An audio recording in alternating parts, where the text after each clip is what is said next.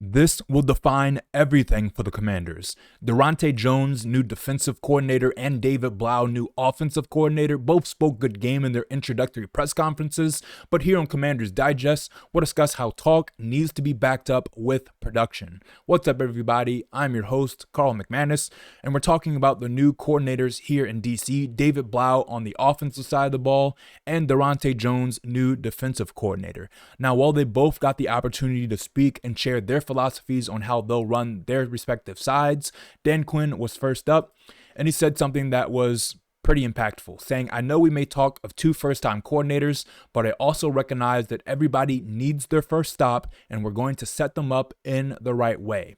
Now, Dan Quinn, knowing that his seat is already hot and it got even hotter by hiring two first-time coordinators, says what we all needed to hear, in that you don't get experience without being given opportunities. So David Blough and Daronte Jones, yes, first-time coordinators, but everybody has spoken on how they're really good minds and how all they really needed was an opportunity. So they're getting that here in Washington, and that's not all.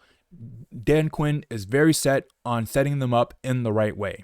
We spoke on this channel specifically about David Blough and him being a first-time coordinator, and I wanted Washington to keep one of two guys on board, and Anthony Lynn, their running back coach, and Brian Johnson, their assistant head coach and pass game coordinator. And seemingly, based on what David Blough said, mentioning Brian Johnson by name, it seems like Brian Johnson will be sticking on despite interviewing for other opportunities. Now, this is huge. Brian Johnson has been an offensive coordinator in the league in the past with Philadelphia, so anything that David Blough needs to run by him, an experienced play caller in this league, he now has Brian Johnson seemingly staying on board, and that's one way that sets him up the right way. On the other side of the ball, Daronte Jones, we've heard about him hiring Eric Henderson as the defensive line coach, Daryl Tapp moving back a spot to assistant defensive line coach. And what also came out of this is William Gay being promoted to defensive DB coach, secondary coach. So they're keeping guys around him that already know players on this defense and know the philosophy that Dan Quinn ran. And one important thing that Quinn did say is he said that this will be Daronte Jones's defense. So let's look at what a Daronte Jones defense will be. Describing his vision for the Commanders' defense, he said it'll be versatility and adaptability, featuring what players do well and minimizing what they don't do as well. It's not how they line up, it's how they wind up. So I'll break down the last part first. It's not how they line up, it's how they wind up. So he was asked a question on whether or not he'll run a 3-4 defense or 4-3 defense, and he said it's pretty much all the same. It's just a seven-man front. We've also heard talk about how he runs a 2-man front with five in coverage, 3 linebackers, 2 more nickel corners. So it's not how they line up, it's how they wind up, which to me means that he's going to use a lot of misdirection. He's going to use a lot of stuff to try to disguise how the defense is lined up. So it's not how they lined up, it's how they wind up. So he's going to use some disguising to get players in the right positions, and we'll see how the end of the play ends up. But speaking on versatility, adaptability, and featuring players in what they do well, he mentioned a guy like Frankie Louvu, saying that, "I love Frankie Louvu, a guy before I got here that we would watch. I love his athleticism. He's the best going downhill. We want to get him matched up on running backs in protection." So he already has a plan for how he's going to use Frankie Louvu. We saw him regress this past season under Joe Witt Jr. So he has a plan on how he's going to maximize how Frankie Louvu is, and he's going to get him on running backs in protection. We saw how Bobby Wagner somehow got switched on to running backs, and how they took advantage of his lack of speed, his age, while still a really good tackler in the running game, just not the coverage linebacker anymore at this point of his career. So Daronte Jones already has a plan for how he's going to use Frankie Louvu, and we mentioned using players for what they do well and minimizing what they don't. He actually mentioned Quan Martin, a safety that was benched by Dan Quinn for his lack of production. He mentioned him by name and that he has a specific plan for him too. He mentioned how versatile he is. Saquon Martin coming into the league was a cornerback. Washington transitioned him to safety. So he already has the possibility of being a safety. And then Daronte Jones mentioned using him as a nickel cornerback as well. So he already has a plan to use somebody that was good in 2024 and then regressed in 2025 under Joe Witt Jr. So he already has a plan there, which to me is pretty impressive. But another thing that he said, and I don't know how this has become a buzzword, mostly with Washington sports, he mentioned joy. I'm not going to say all the typical coaching buzzwords, but when you turn on the tape, joy will be number one. I think when you see joy out there, teams are playing selflessly. You want to see guys that are constantly attacking the football, creating takeaways. You want to see guys playing with high IQ and intelligence, but joy is the biggest thing. Now, I joke there, but we've heard it. If you're a DC sports fan, you've heard it from multiple entities on how the team will be playing with joy, and for whatever reason, that's a common buzzword now, specifically in DC, and Daronte Jones using it here as well, talking about the Commanders. But one thing he said, attacking the football, which is always how Dan Quinn wanted to play. It's how Joe Witt Jr. spoke about playing. But a difference here is Daronte Jones has done it on every level. A defensive coordinator with Bowie State, so he's done it on the HBCU level. Defensive coordinator with LSU, so he's done it at the collegiate level in the SEC, one of the most difficult conferences in college football, and he's bringing that here to Washington. So using that aggressive nature, using that attacking style to create turnovers, and I love to see it. Daronte Jones, a guy that's from the area, he spoke a lot in the press conference about his upbringing. Spending time homeless on his way up to the NFL, sleeping in his car at age 23, sleeping in his car at age 33, and I think all these things, while kind of a tangent from the from how the scheme will run, will just show you that Daronte Jones is the type that won't quit. He's the type that knows rock bottom, but he's also the type that knows the highest highs, having spent the past few years in the NFL under Brian Flores and now getting the opportunity to be defensive coordinator here in Washington. And he even mentioned how he was a Washington fan growing up, wearing the burgundy and gold. So that's another feather in his cap for me. But moving on to the offensive side of the ball, we talked about how Dan Quinn said that this is going to be David Blough's style of offense. It's going to be aggressive. It's going to be balanced, and they'll have a more under center than we have in the past. We're going to feature Jayden Daniels in every way that makes him unique and special, but also the run action. So David Blough, speaking on the offense specifically, said that it's going to be under center more. Now that's huge. Anybody that knew how Cliff Kingsbury ran his offense, it was mostly in shotgun and it was a lot of no huddle. David Blough, while he did say that he understood the no huddle, it puts pressure on the defense.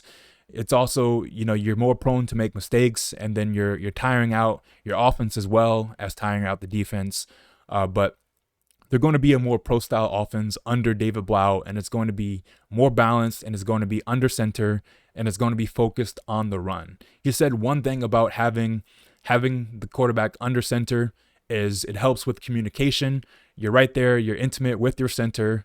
There should be fewer missed snaps. Not like that was really a problem before, but it takes the room for error out there, and then you're a better communicator. There should be fewer false start penalties. You're closer to the line of scrimmage, able to communicate. You're able to talk to every single offensive lineman. That they're right there, and then ultimately what it helps with is the run game. Not just the run game, but then using play action out of the run game. So when you're in shotgun, all you really have are counters, running back draws, zone reads, and then obviously your reverses. Trying to find the word there. But when you're under center as a quarterback, you have the opportunity to do running back dives. You have misdirection in that way, halfback gut. So you have all different types of opportunities, and it helps not only the run game, but once you get the run game going and defenses are playing too much to the run, that then opens up the play action. You don't get a lot of play action when you're doing shotgun, other than zone reads and run pass actions. But when you get an actual play action, you fake the run, obviously, and then you open up with the team being aggressive, trying to stop the run. getting guys open downfield as well.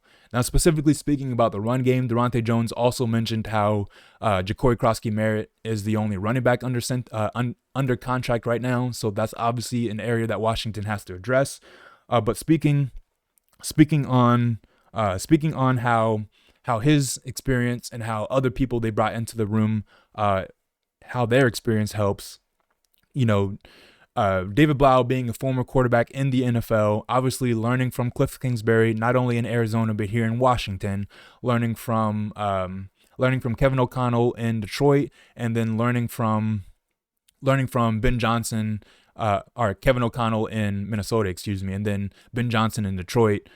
So he's got that experience with the play callers that are very good minds, but also being in good quarterback rooms with Jared Goff in Detroit, Matthew Stafford, and then Kyler Murray in Arizona. He mentioned Danny Etling, their assistant quarterback coach, how he had experience in quarterback rooms, playing as a quarterback in the NFL, in a quarterback room with Tom Brady and with Aaron Rodgers, and then Jordan Love as well. And then DJ Williams, quarterback coach, Doug Williams' son. We'll get on that in just a second. Hopefully this video doesn't run too long so I can touch on it. He also mentioned DJ Williams being in the room with Drew Brees down in New Orleans. Now, backtracking a little bit, so those are all great things. Having the experience of being in the quarterback room at the professional level, so being able to impart that experience on Jayden Daniels that way. But another thing that Dan Quinn mentioned at the very top before I round my way back to talking about Daronte Jones, he mentioned all the guys that Washington did bring in, how David Blough, yes, doesn't have experience as a play caller, but again, played in the NFL, been around all those minds that I just mentioned. He mentioned DJ Williams, yes, while Doug Williams' son. He wanted to talk to him first and foremost, and then after he was hired, went and let Doug Williams know that, hey, we have a new quarterback coach, and you might know who it is. You might have some familiarity with him. And then he mentioned Darnell Stapleton, offensive line coach, another guy who doesn't have experience doing that at the NFL level, but again, a guy that played in the NFL, won a Super Bowl with the Pittsburgh Steelers, and was even a coaching fellow when Dan Quinn was the head coach in Atlanta.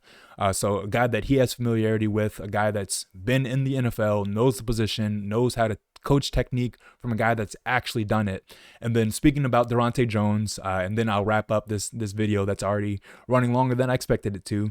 Speaking on Daronte Jones, he said that obviously he didn't know him, but after getting guys in the building and learning a little bit more about him, so that's a shout out to Brian Flores for talking up Daronte Jones and having the wherewithal, Dan Quinn having the wherewithal to get him in the building, not only to bring that Brian Flores type of defense, but also to bring his own style, which of course Dan Quinn said that this defense is all what Daronte Jones is going to bring. So Dan Quinn will have, he'll be there as a shoulder to lean on if Daronte Jones needs it, but this defense will be his. He's going to bring his own schemes in. And one thing before I wrap up this video that Daronte Jones said that stood out to me, I already mentioned defensive versatility, 3-4 versus 4-3 is not how you line up, it's how you wind up. But he also mentioned that blending the college game defensively. So a lot of offenses do that now, blending the college game. But he said defensively, a lot of people have been out of the college game for so long that they don't really know what's happening. So his experience at LSU just a few years ago should help him with blending what defenses are doing collegiately to how they're doing it in the pros, and then vice versa on the offensive side, what college offenses have done, which now translates to the pros, which should help Daronte Jones and this Commanders defense be even more impactful and growing with the versatility and the way that this game is changing. Thanks for everybody for tuning in and for sticking with me while I went super long on what I was talking about. Hope you liked the video. Leave a comment down. Leave a word down in the comments on what you think about the hires of Daronte Jones and David Blough. If you checked out the press conference, tell me what stood out to you about the press conferences, and I'll see you next time.